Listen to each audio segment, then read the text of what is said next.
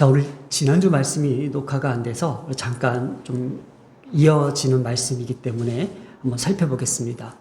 32장 말씀의 시작이었습니다. 32장 말씀은요, 히스기야에 대한 계속 이어지는 말씀인데요. 우리가 그 전까지는요, 히스기야의 종교 정책, 하나님 앞에 바로 선 그의 신앙과 믿음이 온 백성들에게, 그리고 예루살렘의 남유다에 정착되면서 히스기야가 하나님 보시기에 참 선한 왕으로서 비춰주고 있었습니다. 그런데 히스기야의 형통은 참 이런 것일까 할 정도로 위기가 다가온 것이 바로 아수르 산헤립이 라기스를 점령하여 사기를 저하시키는 내용으로서 이스라엘 하나님을 비방하는 내용이었습니다. 하나님 앞에 신실하게 믿음으로써 잘 세워져 나갔던 히스기야에게 이러한 어려움과 고난이 닥쳤습니다. 그런데 이것이 18절에 보면은 그들을 놀라게 하고 두렵게 했던 것입니다. 그들을 놀라게 하고 두렵게 했던 것이 무엇일까요? 세상에서 가장 우리에게 위협하기 쉬운 것은 바로 생계의 문제겠죠. 굶주림과 목마름을 가지고 아수르의 산헤립 왕이 이렇게 얘기합니다. 너희들이 아직까지도 히스기야의 말을 듣고도 그렇게 왜 고집을 부려? 히스기야의 말을 듣고자 하면은 너희들의 굶주림과 목마름은 이제부터 시작이야. 이렇게 협박합니다. 그러면서 또 조롱합니다. 너희들이 히스기야가 보여줬던 그런 모든 종교 정책들이 과연 밥을 먹여줄 것 같아? 그거 너희들이 그 믿는 신이 과연 우리한테 당해낼 수 있을 것 같아? 왜냐하면 수많은 나라들을 정복해 나가면서 그들이 믿고 있는 신들은 다 우리한테 졌어. 너희들이 믿고 있는 그 여호와의 신도 별반 다를 거 없을 거야. 그러니 얼른 항복하고 우리 체제에 흡수해. 이렇게 이야기합니다. 그런데 이것이 얼마나 그들을 두렵게 떨게 했는지 그들은 요동하기 시작합니다. 마치 오늘날 사단도요, 우리를 미혹하며 두렵게 하고 괴롭게 하는 목적에는 바로 우리가 멸망하기를 바라기 때문이겠죠. 그런데 히스기야는요, 이번에 2차 침공 때는요, 뭔가 달랐습니다. 1차 침공 때는요, 아수르의 말에 복종하면서 자신에 있는 모든 성전과 왕궁에 있는 금과 은을 다 갖다 바쳤습니다. 그러나 이번엔 좀 달랐던 것 같습니다. 바로 하나님을 향한 히스기야의 간구에는요, 이사야 선지자와 함께 했다고 합니다. 도저히 혼자의 힘으로는 안 됐던 것 같습니다. 이사야 선지자와 손을 잡고 함께 하늘을 향하여 부르짖을 때에 여호와께서 한 천사를 보내셨습니다. 그래서 아수르 진영의 군대와 대장과 장관들을 다 멸하시고 여호와께서 모든 적국의 손에서 구원하여 내사 사면으로 보호하셨다고 22절에 기록했습니다. 이렇게 히스기야는요, 모든 나라 눈에 존귀하게 되었더라고 지난주의 말씀에 함께 나누었습니다. 자, 역대하에는요, 1차 침공에 대한 내용이 기록되지 않았습니다. 열왕기하에서 기록했습니다. 왜 그랬을까요? 히스기야의 부정적인 내용을 최소한 빼려고 했던 것 같습니다. 그러나 이것은 뺄 수 없었던 것 같습니다. 바로 오늘 32장에 계속 이어지는 히스기야의 죽을 병이 걸린 이 사건입니다. 분명히 하나님께서 히스기야에게 너의 모든 일어날 일에 형통하게 해주겠다고 했으면서도 불구하고 히스기야는 죽을 병에 걸렸다고 오늘 등장하고 있습니다. 자, 그런데 이게 시기가 좀 묘해요. 열왕기하에서도 분명히 다루었는데 이 히스기야의 죽을 병에 걸린 이 사건만은 항상 비연대기적 사건으로 따로 분류했다라는 거예요. 그런데 여러분, 열왕기하에도 마찬가지고 지금 역대하에도 똑같이 기록하는 것이 바로 그때에라는 거예요. 그때에. 불특정한 어떤 시기를 뜻하는 뜻인데 이것은 역사적 사건과 연관시켜서 따로 분류해냈다는 건데 이것이 구약 성경에만 3번 등장합니다. 열왕기하 20장, 역대하 32장, 이사야 38장에도 히스기야가 죽을 병에 걸린 이 사건, 생명 연장 15년에 대한 이 내용들을 왜 3번 반복해서 기록하고 있냐라는 거예요. 왜 있을까요? 우리가 만약에 시험을 본다고 하면요, 이것은 반드시 출제하겠다는 내용입니다. 반드시 하나님께서 이것을 너희들에게 묻고자 하는 겁니다. 그리고 하나님께서 너희들에게 이것을 반드시 시험하시고서 이거를 알아야 된다는 겁니다. 근데 우리 기독교에서는 이것을 이렇게 해석해요. 히스기야의 15년 생명 연장은 히스기야의 간절한 기도의 응답이다라고 이야기하고 있어요. 맞습니다. 기도의 응답을 왜 하셨을까라는 거예요. 왜 하나님께서는 이 기도 응답을 하셨냐는 거예요. 이게 열왕기하 20장 6절에 나를 위하고 내 종 다윗을 위함으로 이 성을 보호하리라고 그랬습니다. 하나님께서 히스기야의 생명 연장을 시켜줬던 분명한 이유와 목적에는 나를 위하고 내 종 다윗을 위함으로 이 성을 보호한다는 거예요. 이 성을 누구의 손으로부터 보호한다라는 거예요? 아수르의 손에서부터 보호하겠다라는 거예요. 자, 그래서 이거를 연대기적으로 풀어가면요, 이렇게 풀 수가 있어요. 히스기야의 통치는 총 29년 동안 통치했다고 기록되어 있습니다. 그러면 생명 연장을 뺄게요. 그럼 몇 년이죠? 14년이에요. 그런데 아수르 침공 때가 14년째에 침공했다고 열왕기하 18장에 기록하고 있어요. 열왕기하 18장에서요, 히스기야의 통치 14년째 해 아수르가 침공하였더니 이렇게 기록하고 있어요. 그러면 히스기야가 통치 14년째에 아수르가 침공을 했는데 그게 바로 1차 침공이에요. 그게 열왕기하 18장에 바로 놀래서 히스기야가 성전에 있는 보물을 갖다가 심지어 그것도 모자라 왕궁에 있는 보물을 다 끌어다 모았다가 그것도 모자라 성전 문 밖에 있는 그 성벽 기둥에 있는 금을 긁어서 아수르 왕에다 갖다 바쳤던 사건이 1차 침공 때였단 말이에요. 그리고 죽을 병에 걸린 거예요. 아, 이렇게 하면 안 되겠구나. 그래서 15년을 연장시켜줬는데 그럼 이 15년 동안 무슨 일이 일어났을까라는 거죠. 히스기야는 유일하게 다윗 왕처럼 즉각적으로 뉘우치고 깨달았던 왕이 히스기야 왕이었어요. 그때 이사야 선지자와 함께 부르짖기 시작합니다. 그래서 자신의 병의 원인과 그 목적에는 하나님이 어떻게 해요? 이 성을 지키시고자 했던 그 이유가 있었던 거예요. 왜냐? 히스기야가 펼쳤던 정책은 뭐였어요? 여호와의 성전을 회복하고 여호와의 성전을 깨끗이 하며 절기를 지키며 모든 제사법을 지키며 여호와의 신앙을 유지하고자 개혁했던 왕이었어요. 그러나 개혁하지 못했던 거 하나가 바로 이 부분이었던 것 같아요. 바로 아버지 때에 아하스가 펼쳤던 아수르와의 동맹국가, 이거를 떼어내지 못했던 거예요. 그래서 그걸 등장해요. 히스기야가 죽을 병에 걸리고 나서 하나님 표징을 달라고 기도합니다. 그때 이사야 선지자가 물어봅니다. 그림자가 앞으로 10도 전진하게 할까? 해의 그림자가 뒤로 10도 물러나게 할까? 뒤로 물러나게 하는 그것은 쉽지 않습니다.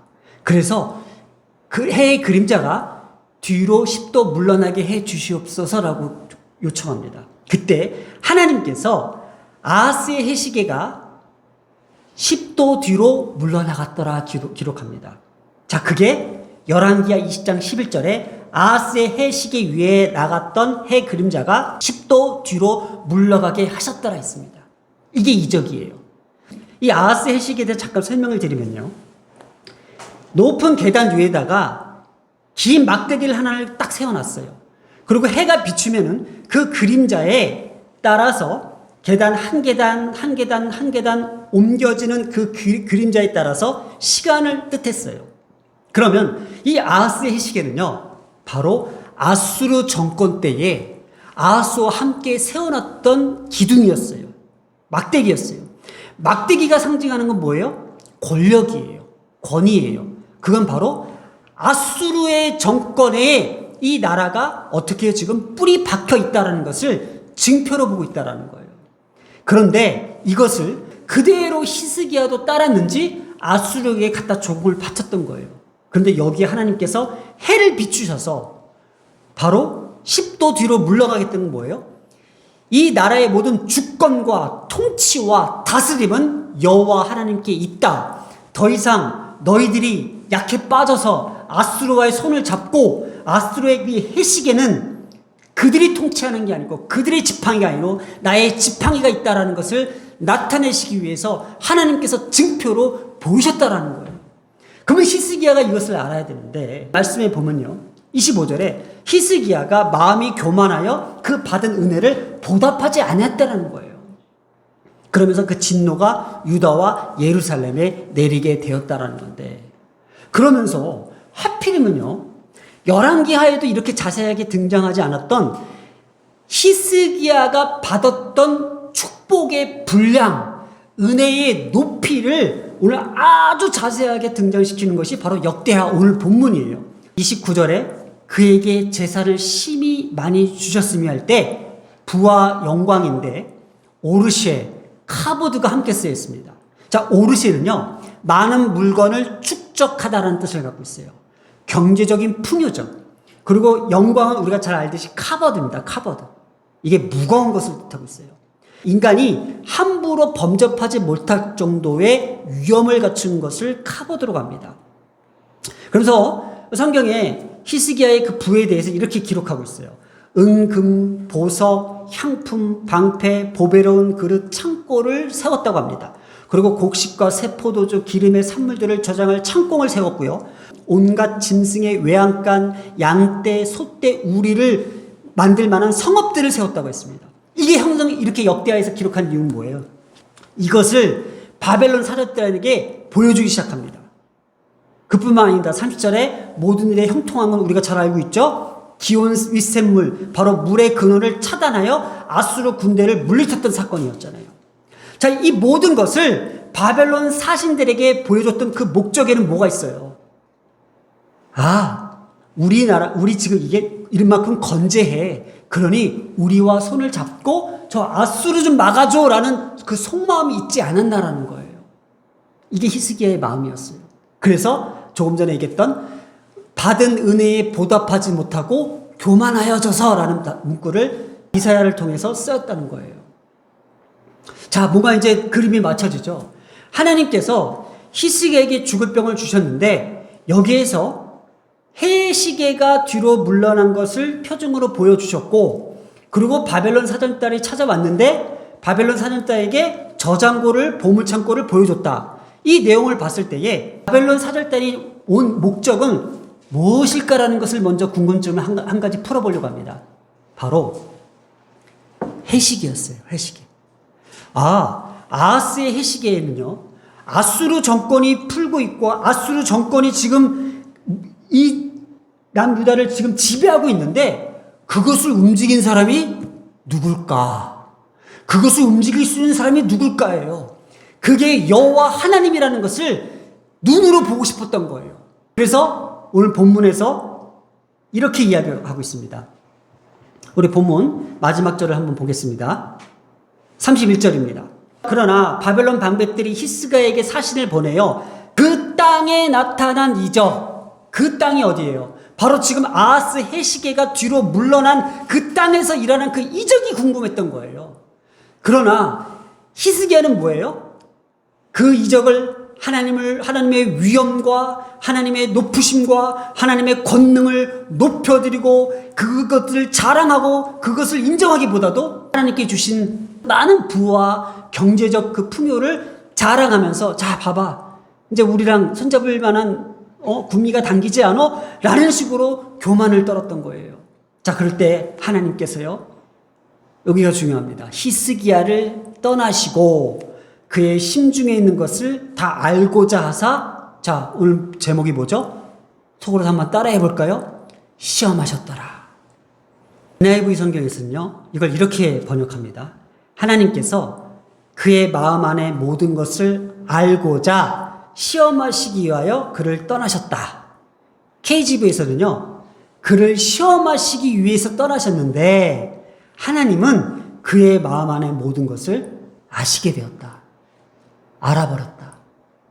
자, 이 해석의 본문은 같은 내용인데, 자, 하나님께서는요, 히스기야에게 정말 많은 걸 주셨어요.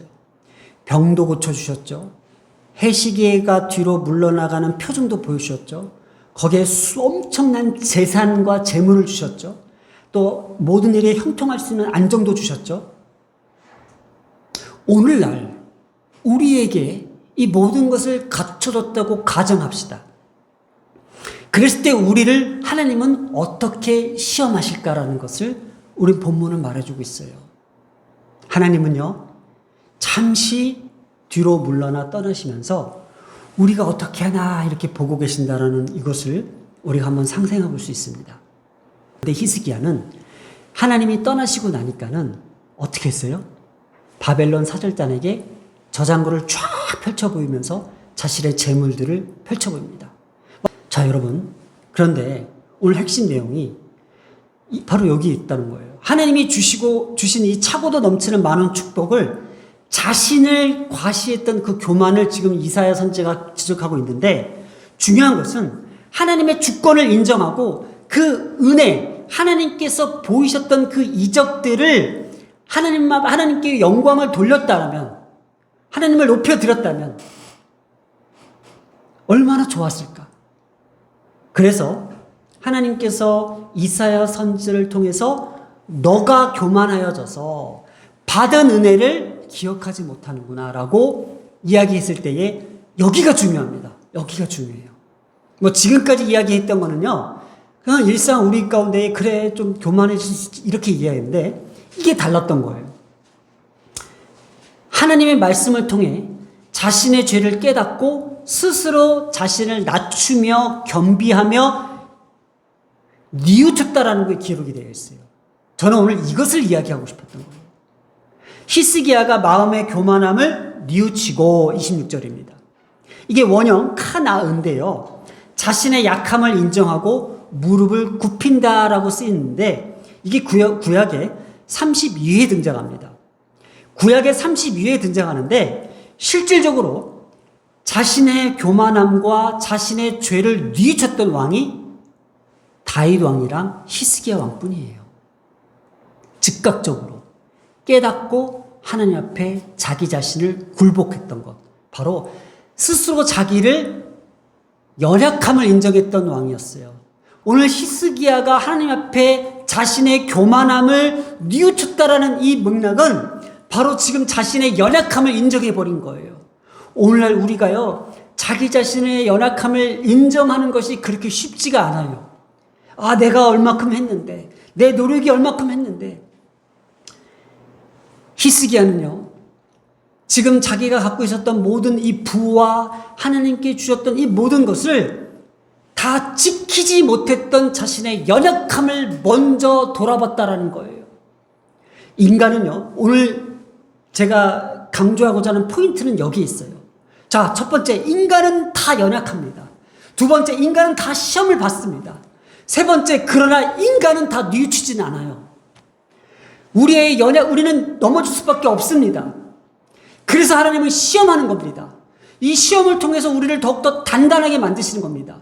왜 우리 자녀들이 학교 생활하면서 그 수많은 시험을 거칠까요? 시험을 통해서 자신의 연약함과 그 연약함을 통해서 더 강해지는 거예요. 더 성장하게 만드는 거예요. 하나님은요, 우리의 연약함을 지적하려고 하는 것이 아니에요, 지금. 히스기야가 넘어진 자리, 히스기야가 지금 하나님 앞에 교만해서 지금 죄를 지었던 것에 대해서 지금 지적하려고 하는 것이 아니에요. 너가 뉘우칠 때에. 그래서 오늘 본문에 보면요, 이 본문을 잘 보면요, 이런 내용이 나와요.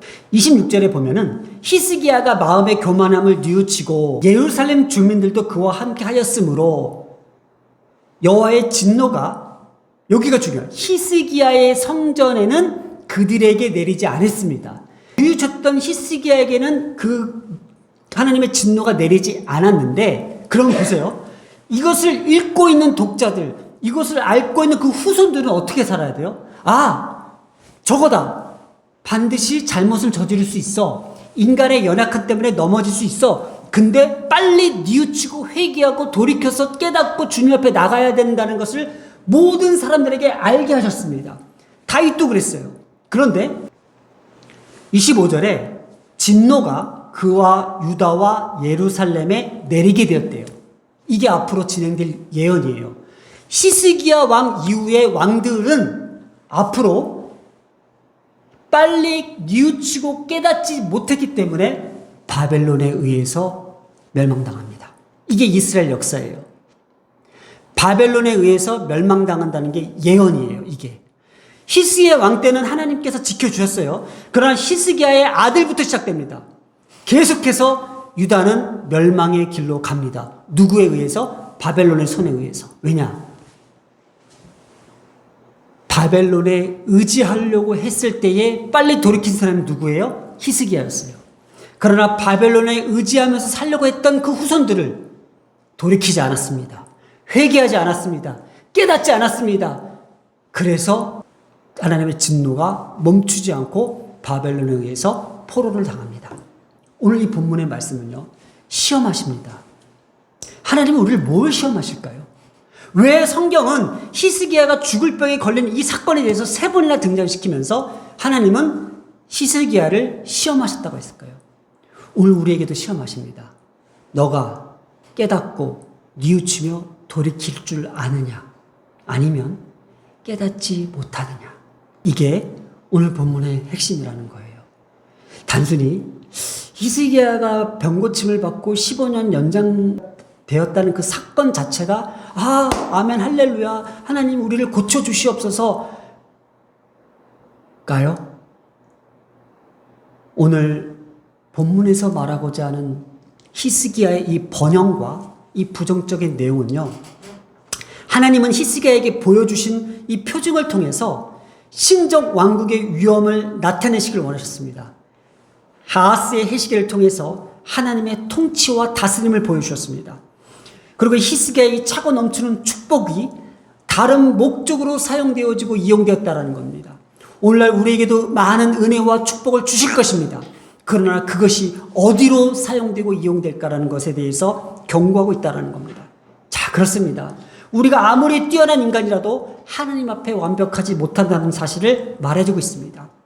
그럼에도 불구하고도 인간의 연약함을 히스기야처럼 즉각적으로 깨닫고 돌이키며 뉘우칠 수 있는, 회개할 수 있는 이러한 상황들을 지금 강조하고 있다는 겁니다. 오늘의 메시지입니다. 시험하셨더라. 왜요? 그의 심중에 있는 것을 다 알고 계셨습니다. 하나님은요, 오늘 우리의 속마음을 다 알고 계십니다. 내가 너한테 이거 줄게. 근데 나 다 알고 있어. 내가 너 이거 줬을 때에 내가 너 어떻게 할지 내가 다 알고 있어. 뒤에서 하나님은 우리의 속마음을 다 알고 계십니다. 그러니 이것이 시험이다라고 생각했을 때에 언제였을까요? 바로 잘 될 때입니다. 성공할 때입니다. 경제적으로 부유할 때입니다. 그때가 바로 시험할 때입니다. 자, 기도하겠습니다. 우리의 연약함과 늘 불완전함을 인정합니다. 오늘 하나님께서 보여주신 이 모든 섭리 앞에 우리 모두는 잘못된 것을 빨리 즉각적으로 뉘우치게 하여 주시옵소서. 이 모든 말씀 우리 주 예수님의 이름으로 기도드렸습니다. 아멘.